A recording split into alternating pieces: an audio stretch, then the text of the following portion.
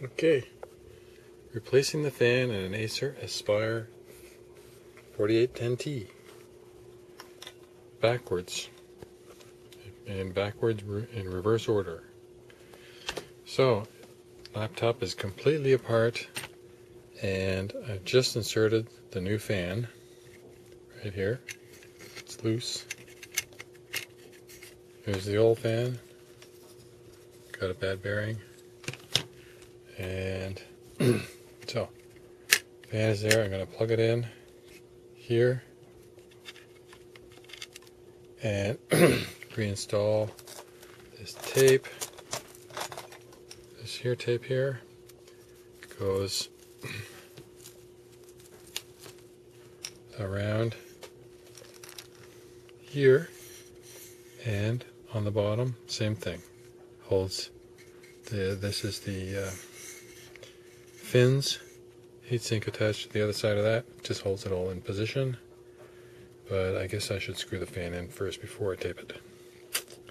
So I've got to flip it over to tape it, or to screw it in.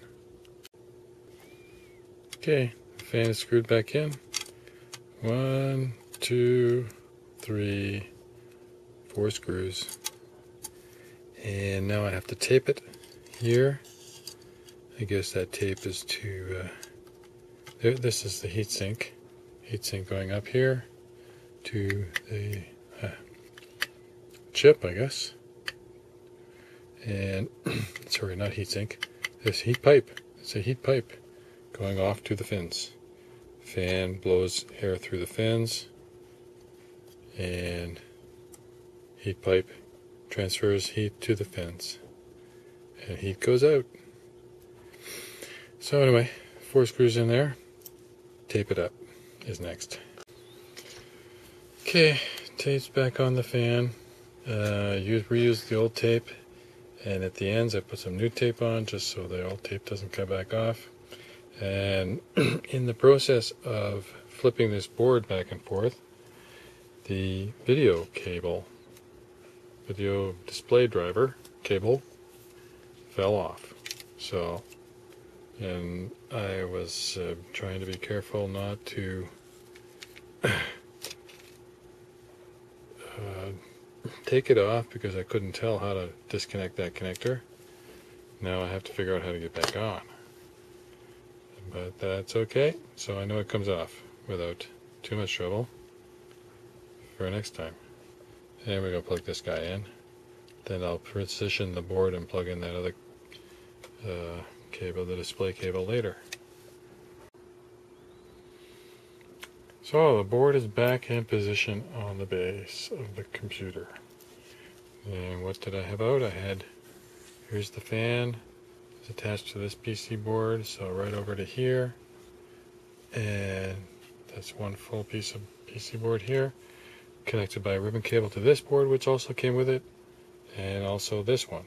And these two came with it because I couldn't figure out how to disconnect these two ribbon cables. However, I did disconnect this one, which needs reconnecting. So the board's in position, but not screwed down. And screws holding these boards down are, I think, 3 screws, and they're all labeled in here. Yeah.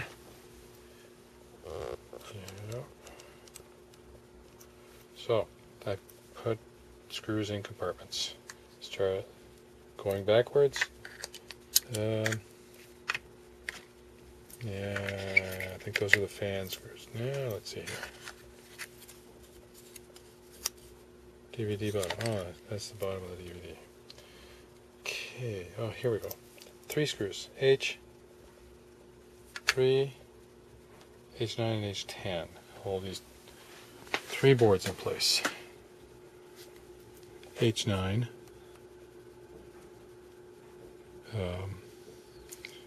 H10. And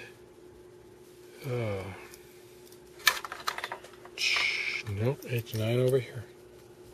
H9, H10. It must be H3. Look at my magnifying glass. Yes, H3 right here. right there. So this board with one screw, this board with two screws, this board just snaps in. And this snap right here and right here keeps that board in position. And there's some locators. There's a locator right there. And right here, looks like maybe. There, snap.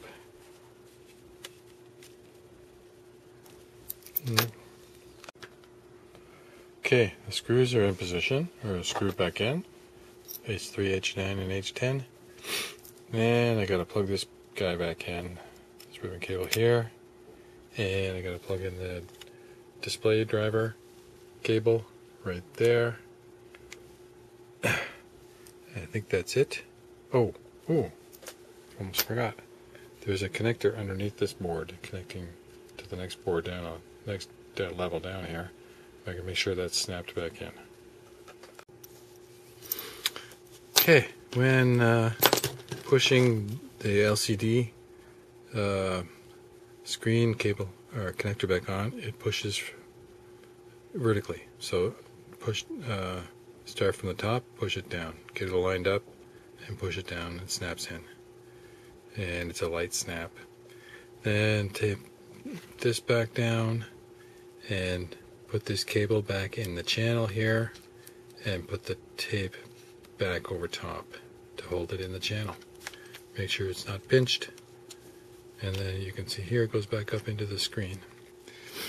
Over here, when the PC board was installed, make sure that the two antenna wires for the radio, this is the radio, are not pinched. One on each side of this screw boss, and some tape here to hold those radio wires, antenna wires, in position. And here, right here, this connector, there's a little blue tab on it. Right here, that's what you use to pull it out and to push it back in. You just pull it straight to the right or push it straight back in to the left to insert it. And next is a DVD player. Goes right here. One screw holds it in position from the bottom. Yeah, forgot about one little piece of tape here. This piece, guess I'll try and put it back on.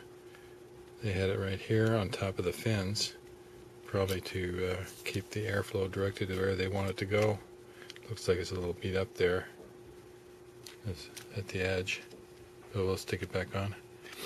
DVD drive, right here is the screw, which slides underneath there. It gets screwed in from underneath. Right here is the connector for it. So you just slide the drive straight to the left. Okay, looking at the bottom of the computer, laptop, right here is the screw for the DVD drive. There's a little tab there, and the screw, tighten that up. To get your bearings, here's your memory, and here's the back of the fan, and here's where the hard drive goes. There's the screw for the drive.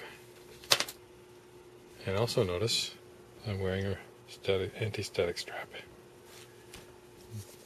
Don't want to do all this work and have the computer die in the meantime. Okay, and while you're in here replacing the fan, you might want to tighten up this screw right here. It's a hinge. It's a hinge mounting screw, and the same on the other side, because as typical with Acer laptops, the hinge area, the plastic case breaks, and the reason is because the mounting screws loosen up on the hinge, and in this case they were loose. So, and obviously the hinge failure was starting to show on the case. The case is starting to crack. So tighten those two screws up. Okay, next, as you can see, the cover is on the top of the laptop. It's just sitting there right now, not even snapped in position. I just placed it on lightly. So, connectors. This connector has to be plugged in.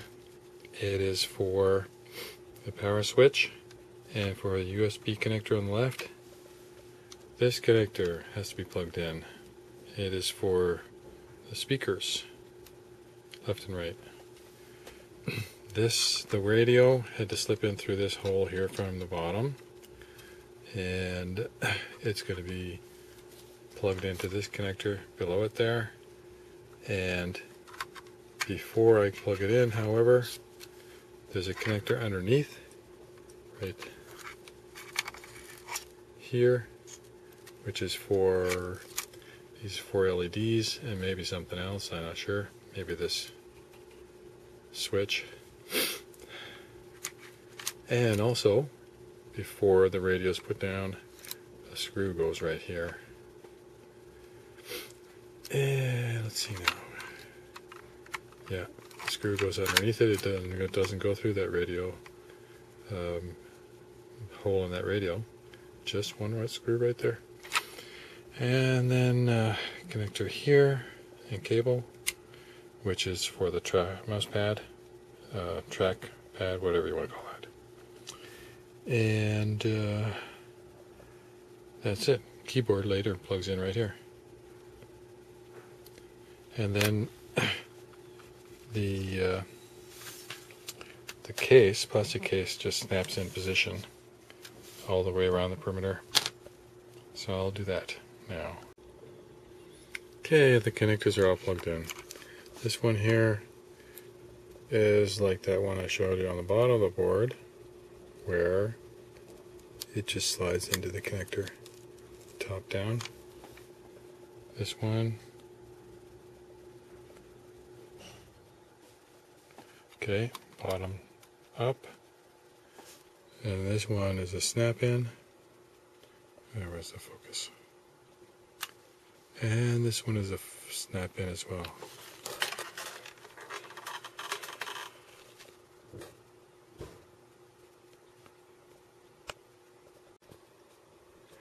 Okay, and the radio. So I put the one screw in here already. Make sure this cable's in the connector before you put the radio in. Then plug in the radio. And you kind of tilt it up a little bit, like that. Push it in, and then when the action of pulling it down makes the connection. And I put a screw right there. Okay, keyboard is next, and see it's got a ribbon cable at the back here, which goes in here, and I don't know if you can see it, but there is a little snapping, I don't know what you call this thing, a little bar that's snapped out right now. Once I get the ribbon cable in there, I push it down, snap it down like that, each side. That holds the ribbon cable tight in the connector. So I'll leave it up. I'll get the ribbon cable in there and snap it down. Okay, it's plugged in there, and I replaced the original yellow tape here. It kind of just holds the connector together, keeps it from vibrating apart. Then you take the keyboard, tip it up like this, and there's some tabs on the bottom there. Put them in position, and then you kind of got to warp it a little bit to put the two ends in. There's some tabs on the side. I don't know if I can show you. Right, you can see it just peeking out there by the page down button. Got to get the keyboard in there. Same on the other side. And then once that's in, then you just press the top. There's some snap clips, I think 4, and then along the top. So like I said, you got to kind of warp the board so the two ends go in first, and then snap all the tabs in. Okay, back in position. There were 5 tabs on the top. 1, 2, 3, 4, 5, and then those 5 tabs are kind of like spring tabs, so they just snap into position. These 2 side ones, one there, one there. It's by the page up button, not the page down button. They're fixed. That's why you got to warp the PC board. And obviously, to get it back out, you start with the top ones. You push the tabs in, kind of get a little knife blade underneath there to wiggle it up. Start in the corner, and then work your way all along to the one side. Once the top ones are out, then you grab the keyboard from the middle, warp it so you can get one side out, and then pull the keyboard to the sideways and gets the other one out. Now to the bottom of the laptop, screw in the screws at the bottom. Okay, the screws at the bottom. There are 9 screws. 9 similar screws, they're all the same. And 2 separate smaller ones. And these 2 small ones go in the hinge right here, and same on the other side. And then the other 9 go mostly along the perimeter. Yeah, they don't. There's some more screws later that hold on this case cover right here. Okay, so I was wrong about the number of screws. The 9 should have been 10 screws, because I forgot one was missing when I started.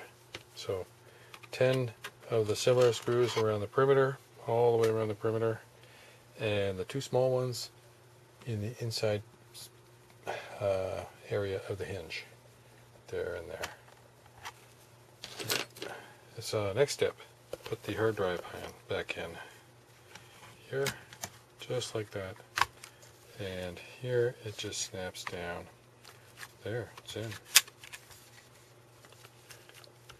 And then when I put this case cover back on, one of the screws secures the hard drive right there. And I don't know how many screws there are, but that's it. When that case is back on, that's it. Okay, I forgot to say, these 2 screws are longer than the rest. And all the rest are the same size, but shorter. Plug in the battery next and turn it on. Cross my fingers.